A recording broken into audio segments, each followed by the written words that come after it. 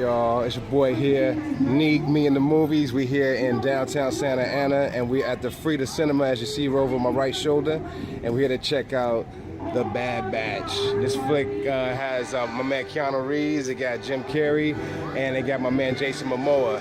So let's get in there and check it out. It's 3 o'clock, it's about to start. Let's get in there right now. I've never been to this theater, so this is dope atmosphere. I like it. A movie theater right in the middle of the mix. Let's get in there and check out the flick. Yeah, y'all.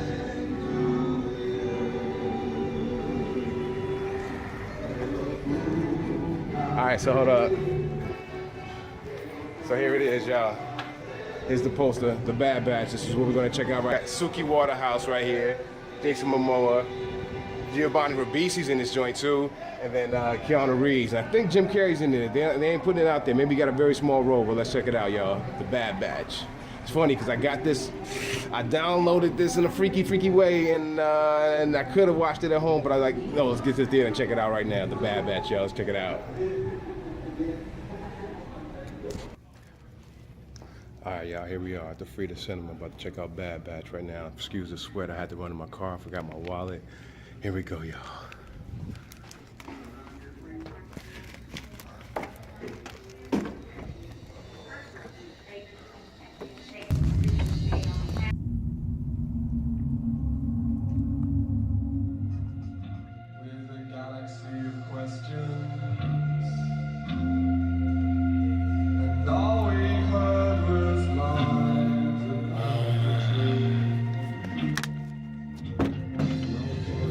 Bad Batch.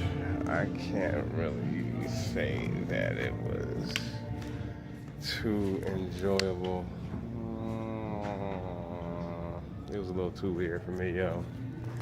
Oh man, it was.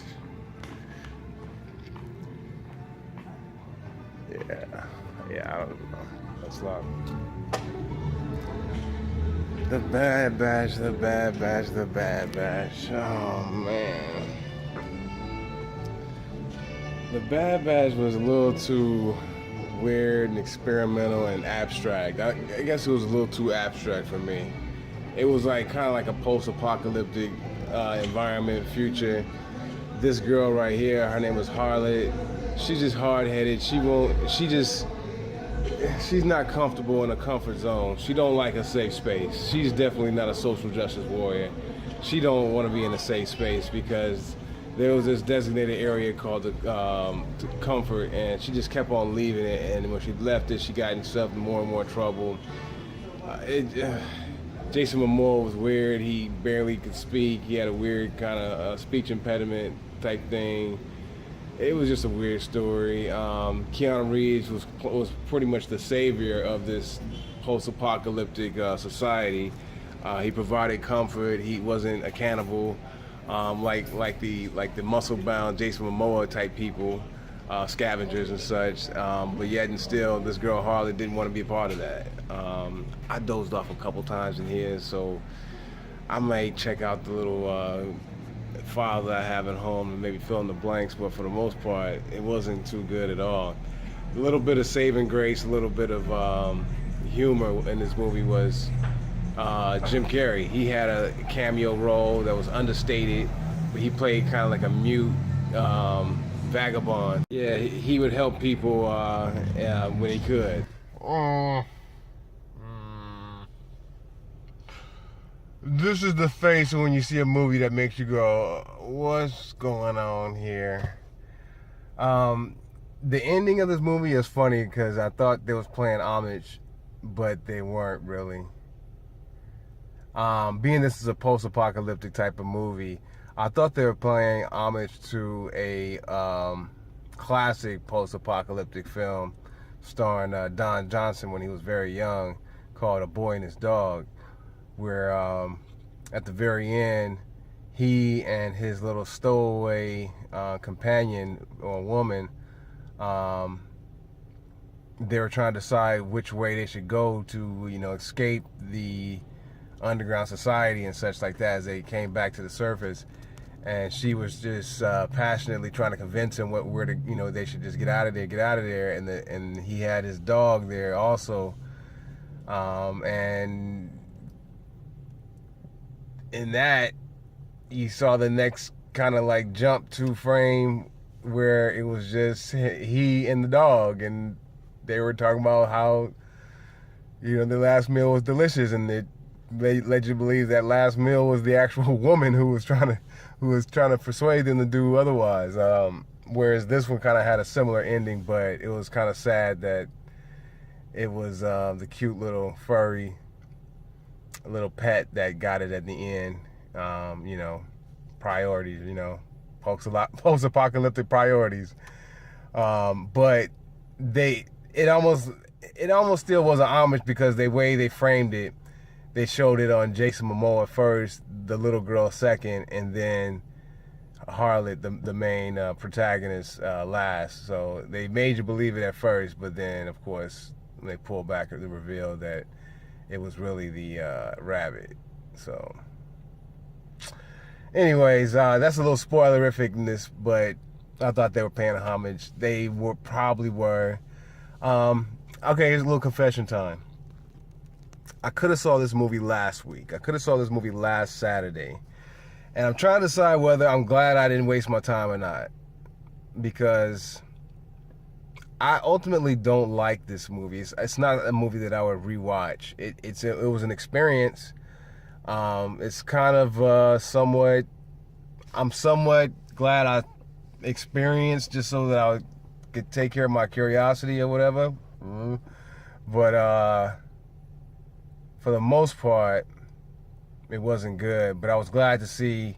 I'm glad to see Keanu Reeves and Jim Carrey do what they want to do, be in parts that are completely abstract and not the norm, and they just doing it anyway. So I applaud them both for that, and I applaud Jason Momoa for doing what Jason Momoa, the thing is, he hasn't cracked that seal of being a superstar where everybody's going to see, you know, every film that he's in. He could have been Drax in Guardians of the Galaxy, but he passed on that.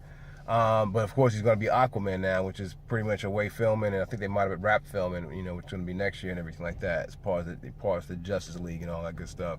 But he hasn't cracked that threshold where he's like just a superstar, but yet and still he does what he wants to do. He does TV series when he wants to do. He just has his own path, so I applaud that guy also. The director of this movie,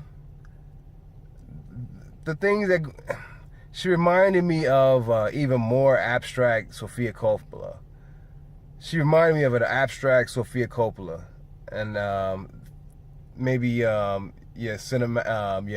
the thespians, but cinephiles may know what I'm talking about, because I thought things in here were a little overindulgent. Things were very creepy and grave in this world that she put together. But yeah, I couldn't even advise anybody to check it out just to have a conversation, because it's very slow. It's really painstaking to watch, kind of. And there's no good payoff. The protagonist that you've been following the whole movie, you ultimately want to just smack that shit out this girl for being just hard-headed and just like, ugh. Anyways, y'all, that was my thoughts on the Bad Batch. It was kind of weird, man. I mean, it's crazy. Like I said, I downloaded this jank from my favorite little site, and I could have watched this days ago. I think that's why I really ultimately didn't go see it last week, because I was like, well, I can just watch this at home. And thing is, it was playing at the Cinema Dome, or it was playing at the ArcLight, maybe, I think it was. And there was a Q&A with the director. And I could have went there last Saturday at 7 o'clock, 7:30, and, you know, could have watched the film and asked a few questions of the director. But the thing is, I wouldn't have been satisfied enough with the film to want to care to ask the director anything. But I'm curious how I could have went down. I could have filmed it and all that stuff. It would have been nice for the little upload. But ultimately, whatever, y'all, whatever. So I'm running out of battery life, so I gotta cut it loose. But a, Bad Batch wasn't too great to me, y'all. I don't know. I should learn my lesson and just watch it free when I have it, because I don't know if it was worth coming down here. But I don't know. The Free to Cinema was dope. I appreciate it. Two screens and everything like that. I'm going to come back for more here at the Free to Cinema when they show like Batman Returns or something like that. You know what I mean? That's I guess they already played that. Oh well. It's your boy Neek. Me and the movies. We'll catch y'all next time.